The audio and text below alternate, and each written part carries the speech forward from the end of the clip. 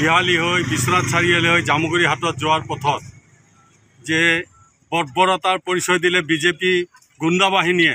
এই গুণ্ডা বাহিনীয়ে আমাৰ প্ৰিয় নেতা ৰাহুল গান্ধী অহা গাড়ীৰ লগত আমাৰ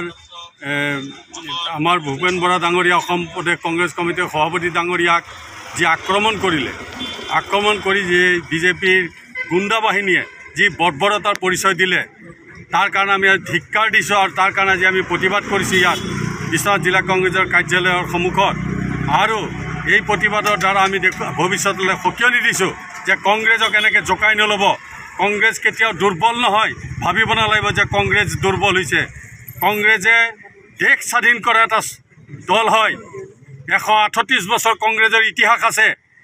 এই ইতিহাসে পৰিচয় দিছে ব্ৰিটিছৰ নিচিনা এটা দুৰ্দান্ত জাতিক 200 বছৰ ৰাজত্ব কৰাৰ পিছত এই কংগ্ৰেছ দলে খেদি পঠিয়াবলৈ সক্ষম হৈছিলে।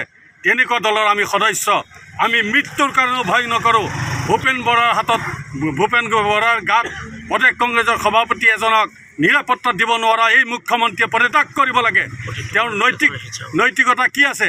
তেওঁ কি কাৰণত তেওঁ নিজৰ হোম ডিপাৰ্টমেণ্ট তেওঁৰ হাতত থকা অৱস্থাত তেওঁ নিৰাপত্তা দিব পৰা নাই?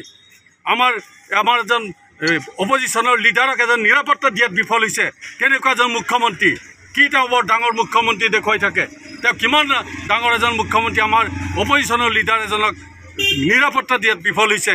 গতিকে তাৰ প্ৰতিবাদত আমি আজি এই ধৰ্ণা কাৰ্যসূচী কৰিছোঁ আৰু সকীয়াই দিছোঁ যে যাতে আমাৰ এই যি ন্যায় যাত্ৰাই হওক বা কংগ্ৰেছৰ যিকোনো তেনেকুৱা অনুষ্ঠানত আমি ভাৰতৰ গণতন্ত্ৰ, দেশৰ গণতান্ত্ৰিক হিচাপে আমি যি প্ৰতিবাদ সাব্যস্ত কৰিবলৈ বিচাৰোঁ তাত যাতে বাধা আৰোপ নকৰে।